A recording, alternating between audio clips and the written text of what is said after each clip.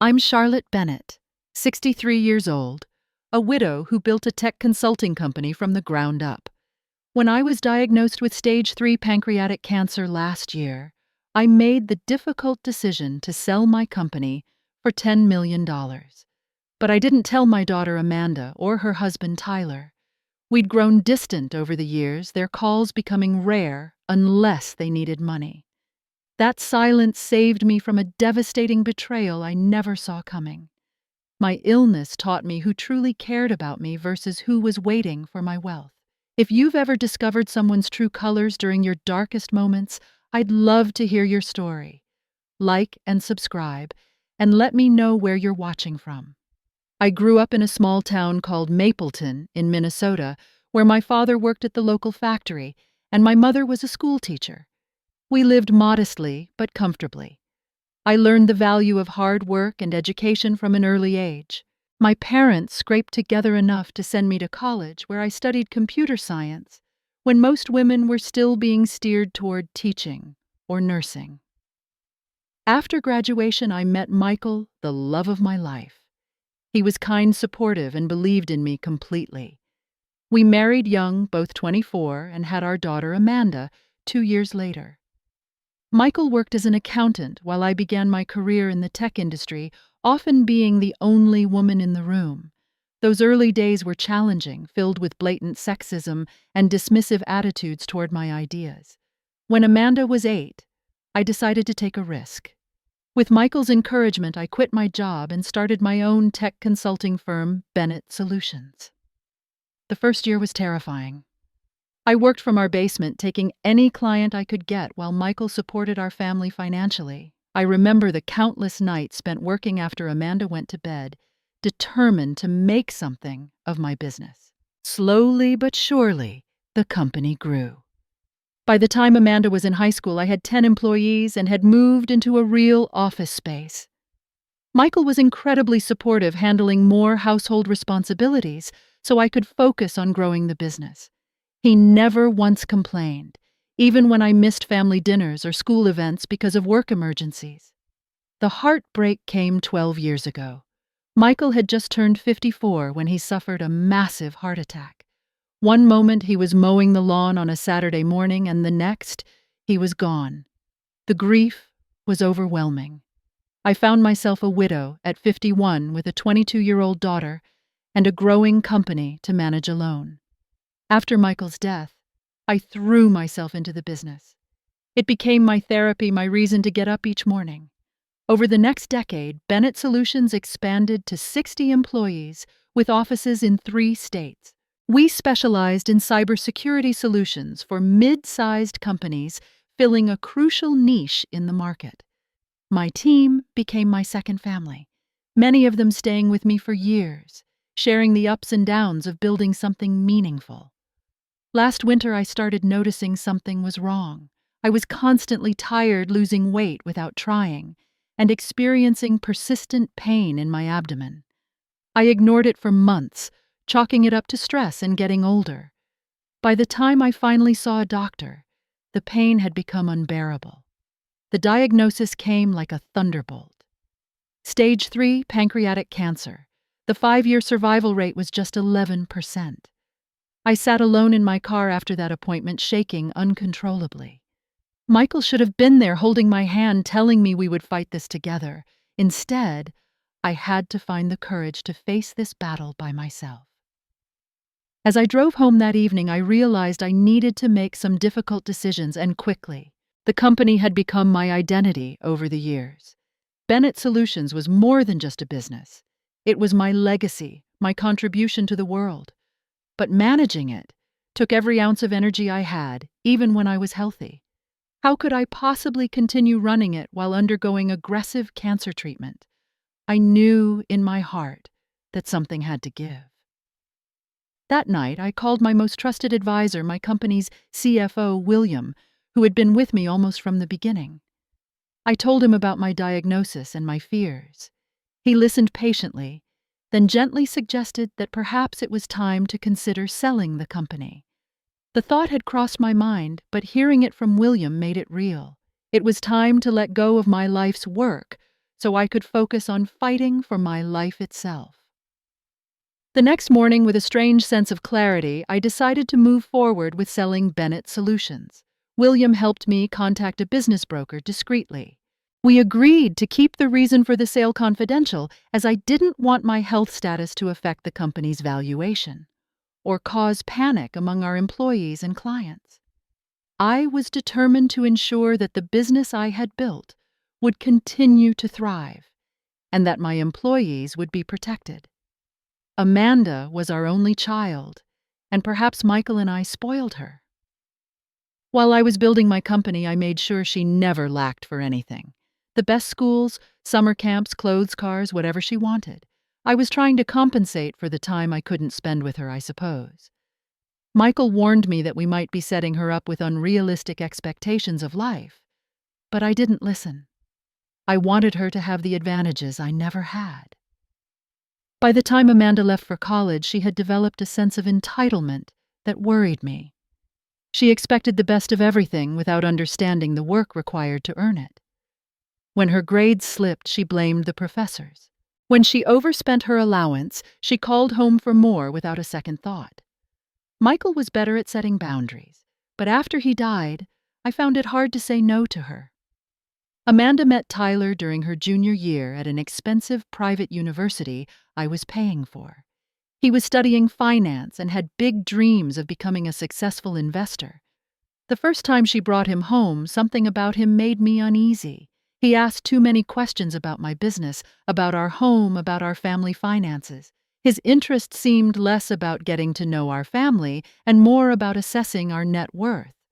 But Amanda was in love, or so she claimed, and I wanted her to be happy. When they announced their engagement after dating for just 8 months, I had my doubts, but kept them to myself. They planned an extravagant wedding, far more expensive than what we had discussed. Each time the budget increased, Amanda would look at me with those eyes, so much like Michael's, and say, "Mom, I only plan to get married once. Don't you want my day to be perfect?" In the end, I paid for the entire $200,000 wedding. Tyler's parents contributed nothing, claiming financial hardship, though they managed to arrive in a brand new luxury car. During the reception, I overheard Tyler telling a friend how he had hit the jackpot with Amanda.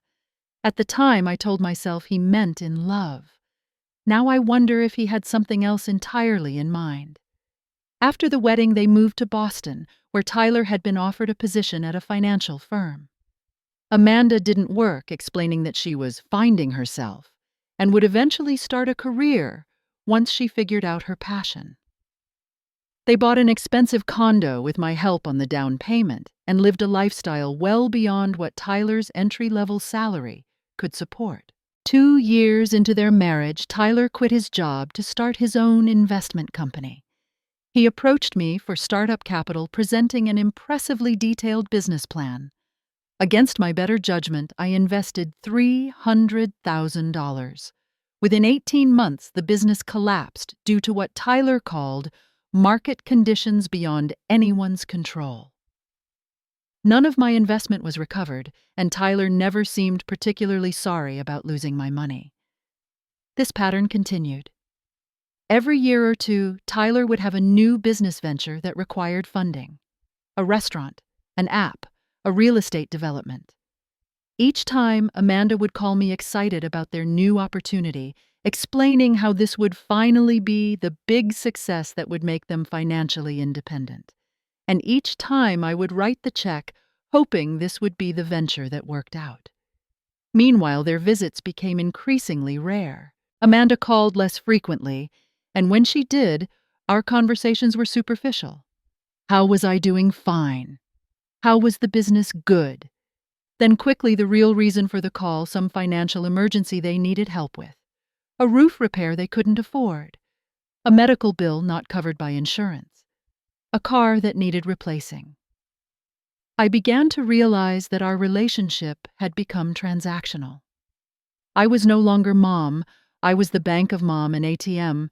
They visited only when they needed a withdrawal.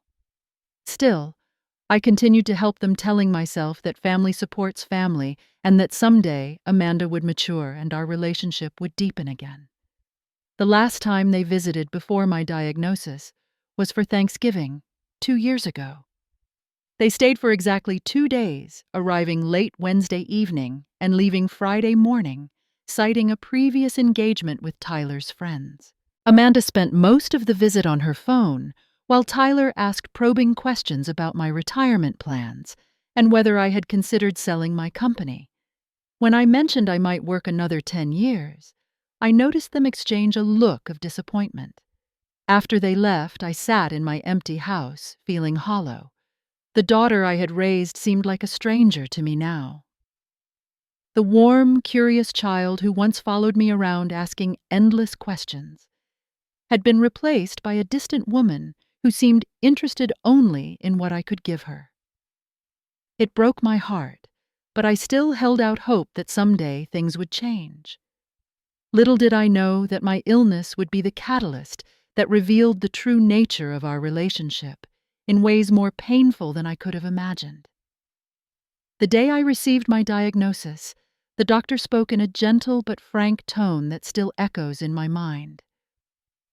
"Charlotte, we need to discuss treatment options, but I want to be honest with you. Stage 3, pancreatic cancer, is serious. The 5-year survival rate is about 11%. He went on to explain the aggressive treatment plan he recommended, a combination of surgery, chemotherapy, and radiation that would consume the next year of my life. I sat there, my hands trembling in my lap, trying to process the information. The word cancer itself was frightening enough, but pancreatic added another level of dread. I knew enough to understand this was one of the most lethal forms.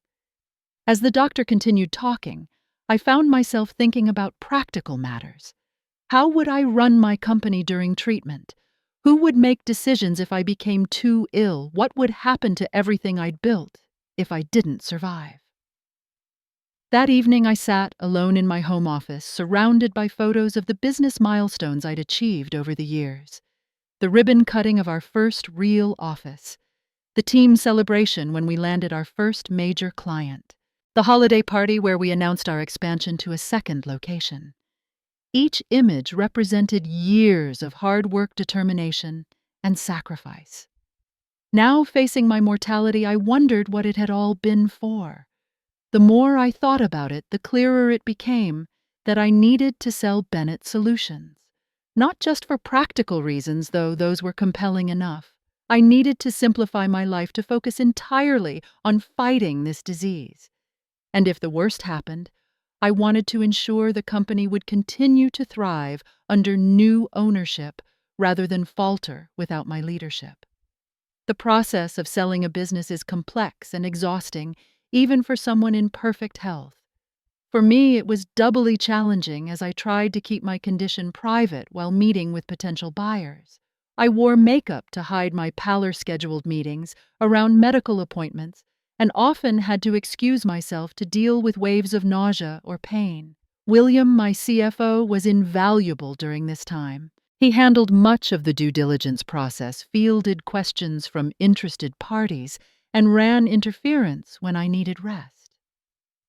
We carefully vetted potential buyers, prioritizing those who seemed likely to retain our employees and maintain the company culture we'd built. After 3 months of negotiations with several interested parties, we received an offer from North Star Technologies, a larger firm that wanted to expand into our niche. Their initial offer was $8 million, which my business broker advised was fair, given our annual revenue and growth projections. But I knew our intellectual property and client relationships were worth more. After tense negotiations, we settled on $10 million with provisions to protect my employees' jobs for at least 2 years.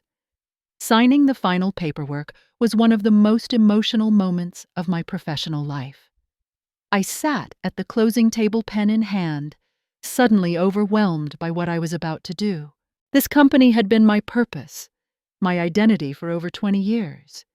It had seen me through the grief of losing Michael, had been the place I went to feel capable and strong when everything else seemed uncertain. Now, I was letting it go. As I signed my name, I thought about telling Amanda about the sale and the money. She and Tyler had always been interested in the potential value of my business. This would certainly change our relationship, perhaps bringing us closer, as they realized I could now help them financially more than ever before. For a moment, I considered calling her right after the closing. But something held me back. Perhaps it was intuition or simply caution born from years of watching their behavior. I decided to wait until I had a clearer picture of my prognosis. If the treatments went well and I recovered, I would have plenty of time to tell Amanda about the sale and make thoughtful decisions about how to use the money. If things went poorly then I would need to make very different arrangements. So, I kept the sale quiet. The employees knew, of course, and were introduced to the new ownership. But I swore William and my other close associates to secrecy regarding the sale price and my personal windfall. As far as Amanda and Tyler knew, I was still running the company, though I had stepped back somewhat due to what I vaguely described as health issues that I downplayed significantly. The money was deposited into a new account at a different bank from where I normally did business. $10 million. More money than I had ever imagined having. It should have felt like a triumph, the culmination of my life's work. Instead, it felt like a bittersweet exchange. My company for the chance to fight for my life. A week after the sale finalized, I began my first round of chemotherapy. Sitting in the treatment chair, watching the medication drip into my veins, I had no idea that keeping quiet about the sale would turn out to be one of the most important decisions I had ever made. With the company sold and treatment underway, I decided to downsize from my large 4-bedroom house to a smaller, more manageable condo. The maintenance of the house was becoming difficult as the chemotherapy sapped my energy, and I wanted to be closer to the treatment center. I found a lovely 2-bedroom unit in a building with an elevator, and good security, perfect for my current needs. I hadn't told Amanda about my move, partly because we hadn't spoken in nearly 2 months. The last time we talked, she had called asking for money to invest in yet another of Tyler's business ideas, this time an exclusive members-only fitness club. I had gently declined, saying I needed to focus on my own finances given my recent health concerns. She had been cold and distant afterward, ending the call quickly with a vague promise to check in soon. She never did. So it was a surprise when 3 weeks after I moved into my new place, my phone rang with Amanda's name on the caller ID. "Mom, how are you feeling?" Her voice had that forced cheerfulness I recognized from previous calls when she wanted something. "I'm managing," I replied carefully, not wanting to reveal too much about the severity of my condition. "Well, good news, Tyler and I are going to be in town next weekend and wanted to visit you. It's been too long." I was suspicious of this sudden interest, but also hopeful. Perhaps my oblique mention of health concerns had worried her more than I thought. Maybe she truly wanted to check on me. "That would be lovely," I said. "But you should know I've moved. I'm in a condo now." There was a pause. "You sold the house without telling us." The surprise in her voice was tinged with something else. Alarmed disappointment. "It was too much to maintain," I explained. "I'll text you my new address." When they arrived that Saturday, I was struck by how attentive they suddenly were. Amanda hugged me longer than usual, commenting on my weight loss with exaggerated concern. Tyler insisted on carrying my groceries and fixing a wobbly shelf tasks he had never volunteered for in the past. They asked detailed questions about my health, though I noticed they seemed more interested in the prognosis than in how I was feeling day to day. Then the conversation shifted to my business. "So, how are things at Bennett Solutions?" Tyler asked casually, as we sat down for the dinner I had prepared despite my fatigue. "Still growing at the same pace." "It's doing well enough," I answered vaguely. "I've had to delegate more responsibilities lately." Amanda leaned forward. "Have you thought about what will happen to the company if your health, well, if things get worse? Do you have a succession plan?" The directness of the question took me aback. I've made appropriate arrangements. I said, which was technically true, though not in the way they assumed. Later that evening, while I was in the kitchen making coffee, I overheard Tyler on the phone in the guest room, his voice low but intense. Yeah, she's definitely sicker than she's letting on. Significant weight loss, looks exhausted. No, she's being vague about the business, just says she's delegated responsibilities. I know that's what I'm thinking too. If things go south quickly, we need to be positioned to step in. The house is already gone, who knows what else she's liquidating. I'll keep you posted. My hands trembled as I set down the coffee cups. Who was he talking to? A lawyer, a financial advisor. The casual way he discussed my declining health and the potential opportunity it presented made me feel physically ill. The next morning, Amanda approached me with what seemed like a rehearsed speech. Mom, Tyler and I have been talking. We're worried about you being here alone. What if something happens and you need help? Have you thought about adding me as a signatory to your accounts, just as a precaution so I could help manage things if needed?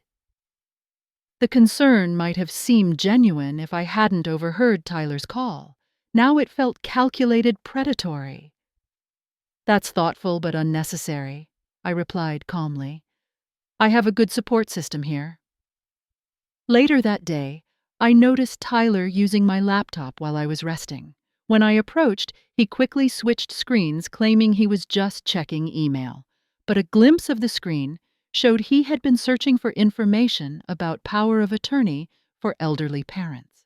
I was hardly elderly at 63, but clearly in their minds my illness had accelerated my decline into a dependent state they could control. After they left, I discovered several of my financial statements had been moved from their usual drawer to my desk. A quick check of my browser history showed searches for net worth calculation and valuation of private companies. They had been investigating my assets while pretending to care about my health. The realization was crushing. My own daughter and her husband were not visiting out of concern or love, but to assess what they might soon inherit and how they could position themselves to control it. The worst part was that if I hadn't sold the company in secret, they might have succeeded. 2 weeks after Amanda and Tyler's visit, I was sitting at my computer paying bills when an email notification popped up. The subject line read, "Remom's Assets and Options," and it appeared to be from Tyler to Amanda with my email address accidentally included, likely from Tyler hitting reply all on a previous thread where my address had been included for some other matter. My heart raced as I opened it, both dreading and needing to know what they were discussing behind my back. "Amanda, I spoke with Jim again about your mother's situation. He thinks we have a strong case for establishing conservatorship if her condition deteriorates as expected. The key will be documenting any instances of confusion or poor decision-making. Next time we visit, we should try to get her talking about business decisions or financial matters and record any inconsistencies. Jim also suggested we start researching the company's value more thoroughly. Based on comparable sales in the industry, a business like hers could be worth $7 to $12 million. If we wait until she's gone, the value could decrease without her at the helm. Ideally, we should push for selling while she's still alive, but too ill to manage it herself with us as the decision-makers. As for the condo and other assets, once we have control, we can liquidate as needed. The market's good right now, so we shouldn't wait too long. I've started putting together a list of what we know she owns and approximate values. Let's discuss more tonight after your mother's call. Remember to sound concerned but not too pushy about her health. We need her to trust us right now. Tyler." I sat frozen, staring at the screen, my hands trembling so badly I could barely move the mouse to close the email. The calculated coldness of it was breathtaking. They weren't just hoping to inherit my assets after I passed, they were actively planning to take control while I was still alive, but vulnerable. The reference to "her condition deteriorates as expected" revealed they were not just preparing for a possibility, but anticipating, perhaps even hoping for my decline. I printed the email, then immediately changed all my passwords and set up 2-factor authentication on my accounts. As I did so, I discovered multiple login attempts to my primary email from unknown devices in Boston, where Amanda and Tyler lived. They had already been trying to access my personal information. Sleep eluded me that night. I lay awake replaying every interaction with Amanda and Tyler over the past few years, seeing their behavior in a harsh, new light. The questions about my retirement plans, the disappointment when I mentioned working another decade, the sudden interest when I mentioned health concerns. It had all been leading to this, a vulture like circling, as they waited for me to become weak enough to prey upon. The next morning I called Amanda as planned. She answered with that same false cheerfulness. "Mom, how are you feeling today?" I wanted to confront her to read Tyler's email aloud and demand an explanation. But something held me back. If I revealed what I knew, they might become more careful, more clever in their machinations. Better to know their plans and protect myself quietly. "About the same," I replied, matching her light tone while my hand gripped the phone tightly. "The doctors are still optimistic about the treatment." There was a slight pause.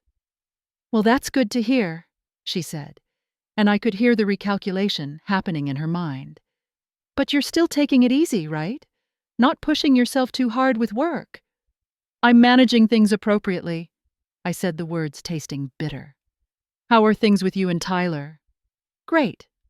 Actually, that's why I called.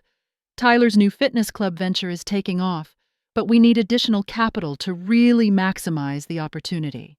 We were hoping you might consider investing. It's a sure thing, Mom, and the returns would be incredible. With your health situation, wouldn't it be nice to see your money growing instead of just sitting in an account?" The audacity of asking me for investment money while simultaneously plotting to take control of my assets was stunning. In that moment, I realized how completely they had come to see me not as a person, but as a resource to be mined. "I'll have to think about it," I said, barely managing to keep my voice steady. "The treatments are expensive, and I need to be careful with my finances right now." "But Mom, this is time sensitive," she pushed. "And honestly, what good is saving money at your, in your situation? Wouldn't you rather see it put to good use now?" In my situation, a delicate way of saying when you might not be around much longer. My own daughter was suggesting I might as well give her my money, since I would be dead soon anyway. After ending the call, I sat in my living room holding the printed email, feeling more alone than I had ever felt before. The betrayal cut deeper than I could have imagined. I had lost my husband, sold my company, and was fighting a devastating illness. And now I had lost my daughter too. Or perhaps the truth was that I had lost her long ago and was only now seeing it clearly. That night, I made 3 phone calls. The first was to my doctor asking for a frank assessment of my prognosis. The second was to my attorney requesting an urgent meeting about protecting my assets. And the third was to my bank to ensure no one could access my accounts without my explicit authorization. The email that had devastated me had also saved me.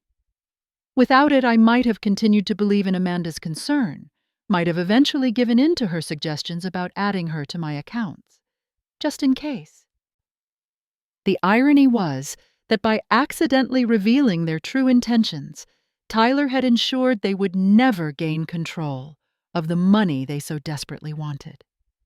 The morning after discovering Tyler's email, I went to see my oncologist, Dr. Sawyer, determined to get a completely honest assessment of my condition. I needed to know exactly what I was facing, not just medically, but in terms of time, so I could make the right decisions to protect myself.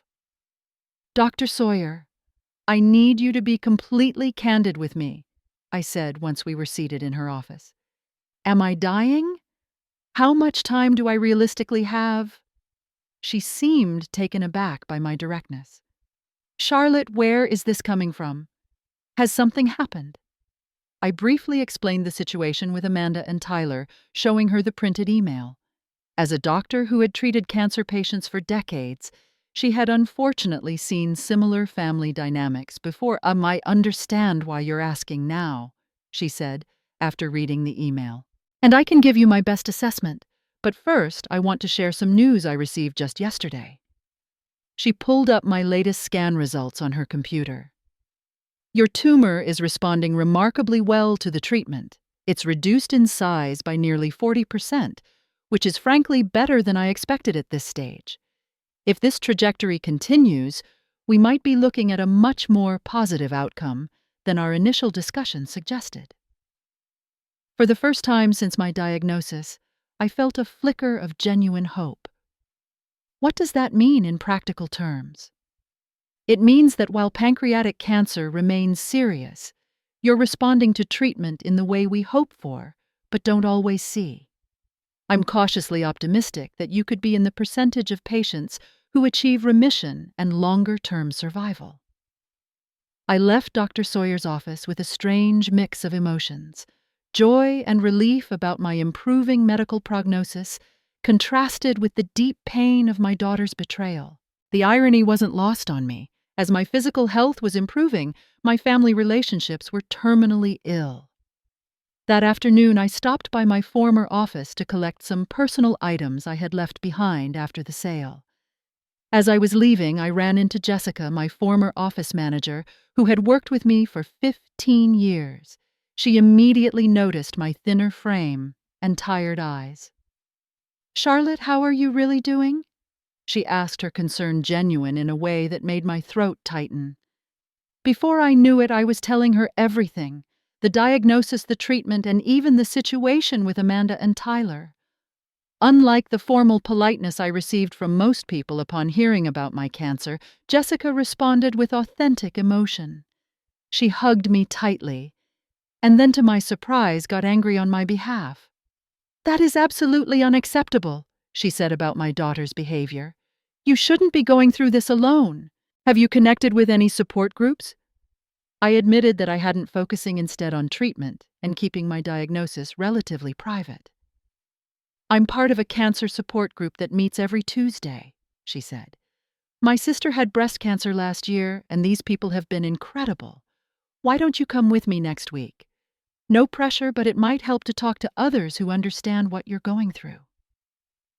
The following Tuesday, I found myself sitting in a community center meeting room with 8 other cancer patients and survivors. Initially, I felt awkward and out of place, but as people began to share their stories, I recognized my own experiences in theirs: the fear, the uncertainty, the changing relationships with family and friends. When it was my turn, I shared a sanitized version of my story, leaving out the details about Amanda and Tyler's scheming. But something in my voice must have conveyed my sense of betrayal, because after the meeting, a woman named Diane approached me. "Family can be the toughest part," she said simply. "Sometimes the people we expect to support us are the ones who disappoint us most." Diane was a 5-year pancreatic cancer survivor, a statistical rarity that gave me hope. She had gone through a similar experience with her brother, who had tried to control her finances during her illness. We exchanged phone numbers, and she became my first call whenever I received good medical news or needed to vent about Amanda's increasingly transparent attempts to get information about my finances. Through the support group, I made other connections too. Marcus, a retired attorney dealing with lymphoma, offered to review my estate planning documents. Elena, a financial advisor and breast cancer survivor, helped me set up trusts that would protect my assets from any attempts at conservatorship. Slowly, I was building a network of people who supported me because they cared, not because they wanted something from me. As my treatments continued and my health began to improve, I also reconnected with old friends I had lost touch with while focusing on my business. My college roommate Laura flew in for a weekend visit. My neighbor from when Michael was alive invited me for weekly dinners. William, my former CFO, checked in regularly and helped me manage my investments from the company sale. Meanwhile, Amanda and Tyler's behavior grew increasingly transparent. Their calls became more frequent, but always circled back to questions about my health, my finances, or my business. They suggested I must be confused when I declined to discuss certain topics, clearly trying to document the mental decline they had mentioned in their email. During one particularly frustrating call, Tyler asked directly about the company's current performance. Instead of being vague as I had been previously, I decided to test his reaction.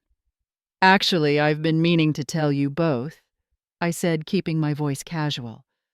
"I'm considering some significant changes regarding Bennett Solutions." The immediate change in his tone was telling. "What kind of changes? You should really consult with us before making any major decisions in your condition."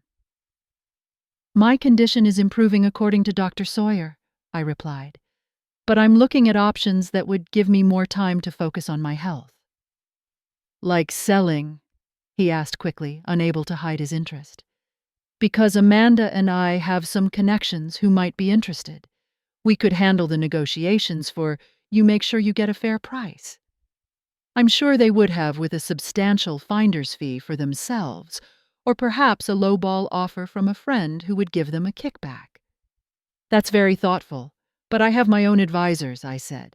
"I'll let you know if I decide to move forward."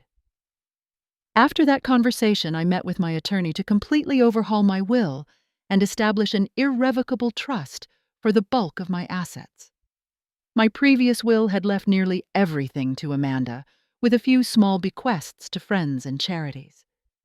The new documents were very different. A significant portion would go to cancer research and support organizations. Another portion would establish scholarships for women in technology. What remained for Amanda would be held in a trust with strict conditions and professional management well beyond the reach of Tyler or any conservatorship attempt.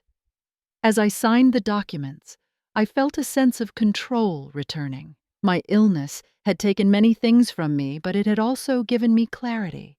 I could see now what truly mattered, who truly cared, and how I wanted to leave my mark on the world. The money from the company sale, which had initially felt like a bittersweet consolation prize for my illness, now represented freedom and the power to make my own choices, despite Amanda and Tyler's schemes. The most valuable lesson cancer taught me had nothing to do with mortality or health. It taught me that sometimes the family we choose, the friends who stand by us during our darkest moments, are more genuine than the family we're born with.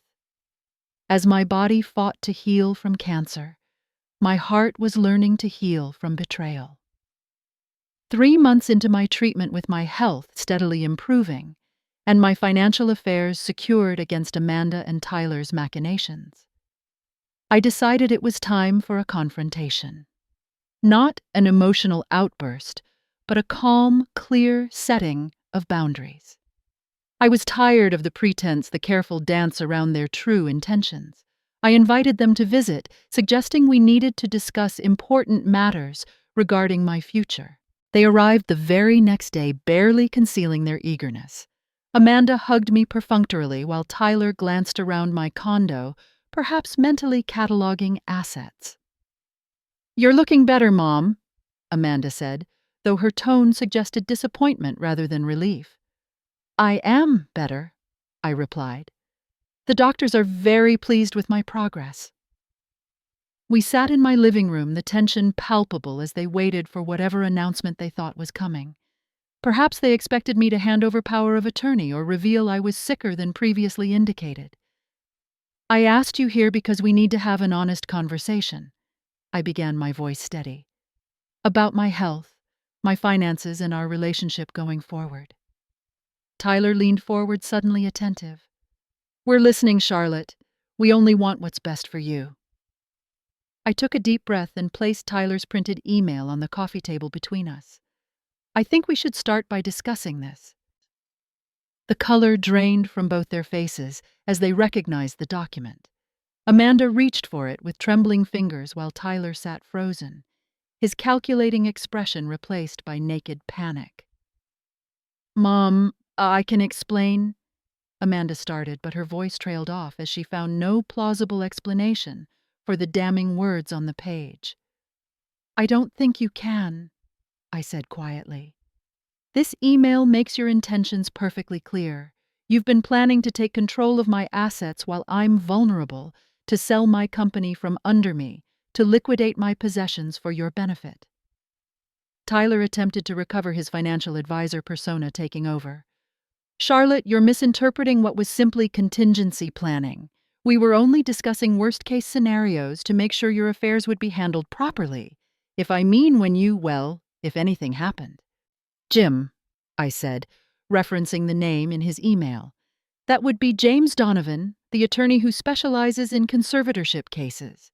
The one who thinks you have a strong case for taking control of my finances. That doesn't sound like contingency planning. It sounds like a calculated attempt to seize control of my money. Amanda was crying now, but I noticed there were no apologies forthcoming, only distress at being caught. We were worried about you, that's all. You've been sick making strange decisions like selling the house, delegating at work. Which brings me to my next point, I continued calmly. Bennett Solutions, you've both been very interested in the company's status lately. Tyler nodded eagerly, perhaps thinking this was his chance to redirect the conversation. Absolutely. We want to make sure your life's work is protected during your illness. The company has been sold, I stated flatly, for $10 million, 4 months ago. The shock on their faces would have been comical under different circumstances. Tyler's jaw literally dropped, while Amanda's tears stopped instantly. Sold without telling us, she demanded, outrage replacing her previous distress. That business was our inheritance, our future. Her words revealed everything.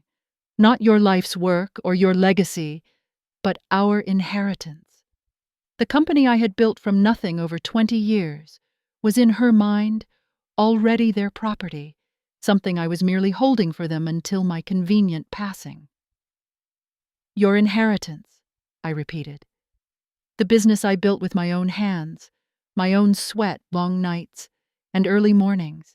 The company I grew while raising you, supporting you, paying for your education, your wedding, your home, and all of Tyler's failed ventures. That was never your inheritance. It was mine to do with, as I saw fit. Tyler's mind was clearly racing, recalculating based on this new information. $10 million, he murmured. Where is it? Which accounts we should discuss investment strategies immediately? I almost admired his brazenness, his ability to pivot so quickly from being caught in a scheme to trying to get his hands on an even larger sum than he'd anticipated. The money is secure, I said simply, and will remain that way. What does that mean? Amanda demanded. You can't just cut us out, Mom. We're your family, your only family. Family, I repeated thoughtfully. Is family someone who views you as a walking bank account, who discusses your death as a financial opportunity, who plots to declare you incompetent so they can take your assets? Because if that's family, I'd rather be alone. You're being unfair, Amanda insisted. We've always been there for you. When? I asked. When I was diagnosed with cancer, you didn't visit for 2 months. When your father died, you stayed for 3 days, then went on your planned vacation. The only times you call are when you need money. The only reason you're interested in my health is to track how close I might be to death. Tyler tried a different approach. Charlotte, you're understandably upset, but think about this rationally. Who else would manage your assets? Some lawyer, some bank. We're talking about your legacy here. My legacy, I said firmly, will be determined by me, not by either of you. And to be perfectly clear, my medical prognosis has improved significantly. I am not dying anytime soon, despite what you may have been counting on. The naked disappointment that flashed across Tyler's face at this news was perhaps the most hurtful moment of the entire conversation. So what now? Amanda asked, her voice hard. You've made your point. What do you want from us? It was a telling question. In her mind, this was a negotiation, a business transaction where terms could be adjusted based on new information. What I want is simple, I replied. I want to be treated like a mother, not an investment opportunity. I want genuine concern, not financial calculation. But I've realized I can't force those things. What I can do is set clear boundaries. I explained that I would no longer provide financial support of any kind. No investments in business ventures, no help with mortgages or car payments, no bailouts or loans. I would be changing my phone number and email address, and any future contact would be on my terms when and if I was ready. You can't be serious, Amanda said, her voice rising. You'd cut off your own daughter over one misunderstood email. This isn't about one email, I explained sadly. It's about years of behavior that has shown me exactly where I stand in your lives. The email just confirmed what I should have recognized long ago. Tyler was already standing, gathering his things, his mind seemingly made up. This is a mistake, Charlotte. You're elderly sick and making rash decisions. We might need to take legal steps to protect you from yourself. I smiled at that. I'm 63, hardly elderly. My doctors have documented my mental clarity extensively. My finances are now structured in ways that would make any conservatorship attempt both futile and potentially embarrassing for you legally. But you're welcome to try if you'd like to waste your money on legal fees. Amanda stood as well, her face flushed with anger. Fine. If that's how you want it, that's how it'll be. But don't come crying to us when you're alone and regret pushing away your only family. As they gathered their things to leave, Amanda turned back with what I recognized as her final negotiating position. This is your last chance, Mom. Either you forgive this misunderstanding and we move forward as a family, or you lose me forever. Your choice. I looked at my daughter, trying to see the little girl I had once rocked to sleep, the teenager I had taught to drive the young woman I had proudly watched graduate from college. All I could see was a stranger, a person shaped by entitlement and greed, someone who viewed her mother's illness as a financial opportunity rather than a tragedy. I already lost you, I said quietly. I just didn't realize it until now. After they stormed out, slamming the door behind them, I sat alone in my living room, tears finally flowing freely down my face. The confrontation had been necessary, even liberating in some ways, but the finality of it was devastating. I had just severed ties with my only child, my last blood connection in the world. Yet alongside the grief was a surprising sense of freedom. No more walking on eggshells, no more pretending not to notice the thinly veiled financial motivations behind every call or visit. No more being treated like an ATM rather than a mother. The relationship had been toxic for years, and ending it, while painful, felt like removing a heavy weight I hadn't fully acknowledged I was carrying. That night I called Diane from my support group and told her everything. She listened without judgment, then said something that resonated deeply. Sometimes the most loving thing we can do both for ourselves and others is to stop enabling destructive patterns. Maybe someday Amanda will reflect and recognize what she's lost. Maybe not. But either way, you've done what you needed to do to protect your dignity and your peace of mind.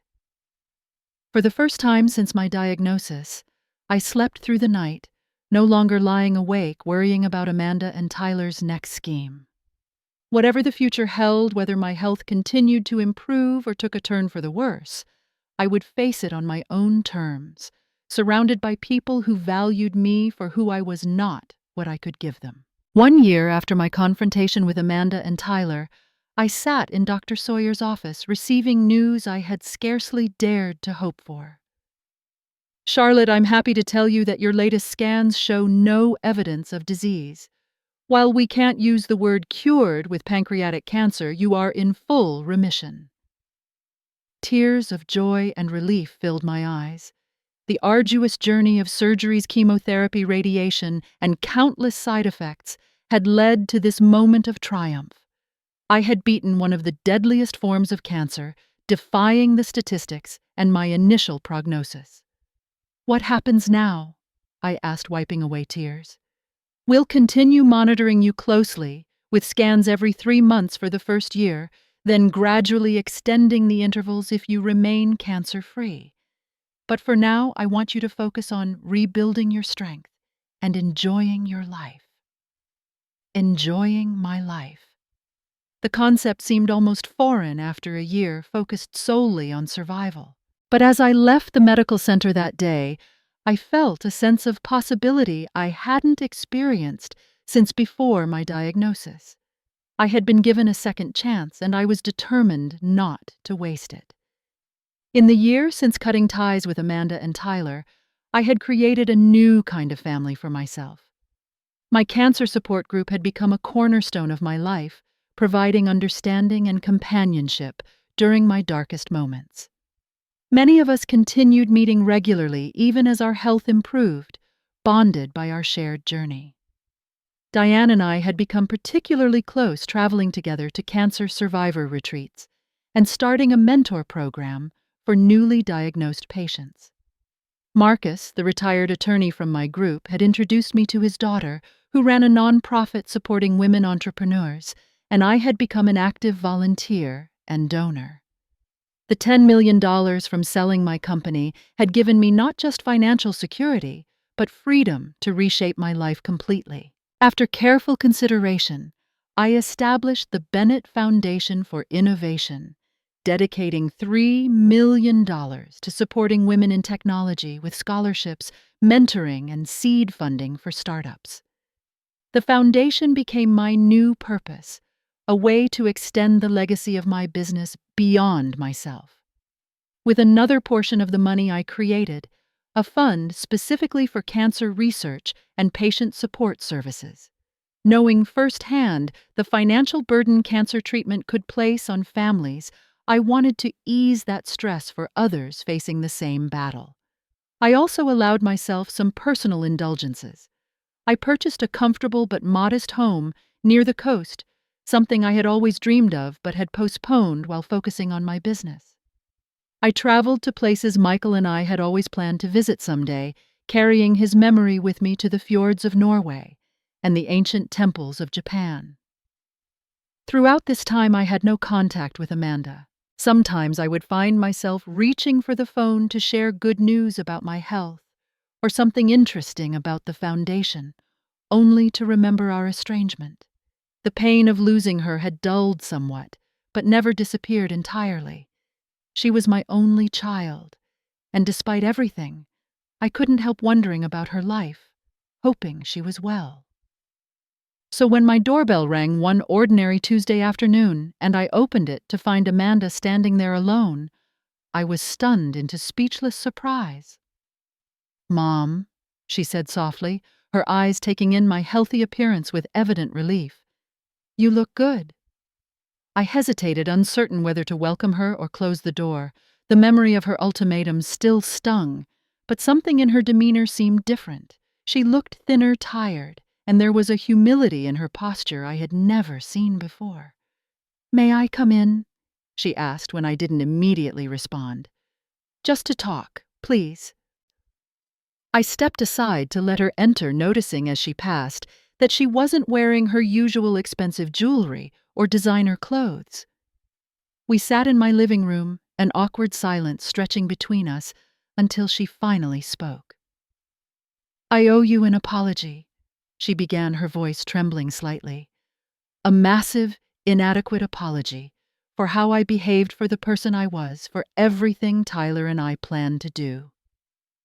I remained silent, waiting for her to continue, not yet ready to offer absolution. "Tyler and I separated 6 months ago," she continued. "After you cut us off, things got tense between us. We started fighting about money constantly. I began to see how he talked about my friend's parents, the same way he talked about you, always calculating their net worth, their life expectancy, what he could get from them." She took a deep breath before continuing. "One night during an argument, he said something that finally opened my eyes. He said the only reason he'd stayed with me so long was the promise of your money, that without it, I wasn't worth the trouble. It was like suddenly seeing our entire relationship clearly for the first time." I left him that night, she continued. I've been living with a college friend working as an administrative assistant at a local company. It's the first real job I've ever had, the first time I've supported myself completely. It's been hard, but also, I don't know, clarifying. Why are you telling me this now? I asked, my voice more gentle than I had intended. Because I needed to stand on my own 2 feet before coming to see you. I needed to know I wasn't here for money or help or anything except to try to repair what I destroyed, if that's even possible. She looked down at her hands, twisting nervously in her lap. And because I found out I'm pregnant, 3 months along, I'm going to be a mother. And it's made me think constantly about what kind of mother I want to be, and what kind of mother you were, how much you sacrificed for me, how poorly I repaid that. The news that I was going to be a grandmother hit me with unexpected force. A grandchild, a new generation, a chance, perhaps, for healing across generations. Is Tyler involved? I asked. She shook her head. He wants nothing to do with the baby. He's moved on to another relationship, someone with family money. She gave a bitter laugh. At least he's consistent. I studied my daughter's face, searching for signs of manipulation or calculation. Instead, I saw genuine regret, exhaustion, and a flicker of the vulnerability she had rarely shown as an adult. I'm not asking for money, she said quickly, as if reading my thoughts. I'm making enough to support myself and the baby. I'm not asking for forgiveness either, not yet. I haven't earned that. I'm just asking for a chance, a small opening, to try to rebuild some kind of relationship. For me, for the baby, for all of us. The caution that had become my second nature over the past year warned me to be careful to protect myself from further hurt. But something else, perhaps maternal instinct, that had never fully died, or maybe just the human capacity for hope, made me reach out and take my daughter's hand. Congratulations on the baby, I said softly. That's wonderful news.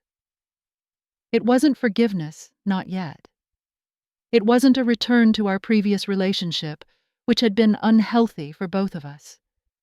But it was an opening, a small crack in the wall, between us, that might, with time and genuine effort, allow something new and healthier to grow. Over the following months, Amanda and I rebuilt our relationship one careful step at a time. She joined me for weekly dinners, listening with real interest as I told her about the foundation. I attended her prenatal appointments, sharing the excitement of each ultrasound and heartbeat. We talked honestly about the past, about the patterns that had led to our estrangement, and about how to avoid repeating them. When my granddaughter Lily was born 7 months later, I was in the delivery room holding Amanda's hand through each contraction. Looking into that tiny face, I felt a renewed sense of purpose and connection. This little girl represented not just the continuation of our family line, but the possibility of healing old wounds and creating new, healthier patterns. I set up a trust fund for Lily's education, structured in a way that would support her future, without creating the same sense of entitlement that had damaged Amanda. More importantly, I committed to being present in her life, to teaching her the values of hard work, compassion, and independence that I had somehow failed to fully instill in her mother. As for the $10 million that had once been the focus of so much scheming and conflict, it had ultimately served its true purpose. Not as an inheritance to be fought over, but as a tool for creating meaning and positive change both in my own life and in the lives of others through the foundation. The money that Tyler and Amanda had once seen as their future security had instead become my means of security, independence, and purpose during my unexpected second chance at life. Looking back on the entire journey from diagnosis to remission, from betrayal to tentative reconciliation, I realize that keeping quiet about selling my company was one of the most important decisions I ever made. That silence revealed truths that might otherwise have remained hidden for years, allowing me to see clearly who truly cared about me versus who was waiting for my wealth. Sometimes illness shows us not just the fragility of our bodies, but the true nature of our relationships. In my case, getting sick didn't end my life as I had feared. Instead, it gave me the clarity to rebuild that life on a foundation of authenticity and genuine connection, surrounded by people who valued me for who I was, not what I could give them. Have you ever discovered someone's true intentions during a crisis in your life? How did you handle it? And what did you learn from the experience? I'd love to hear your stories in the comments. Please like and subscribe if my journey resonated with you, and share this video with someone who might need to hear that it's never too late to set boundaries and start fresh. Thank you for listening, and remember, sometimes the most painful revelations lead to the most profound healing.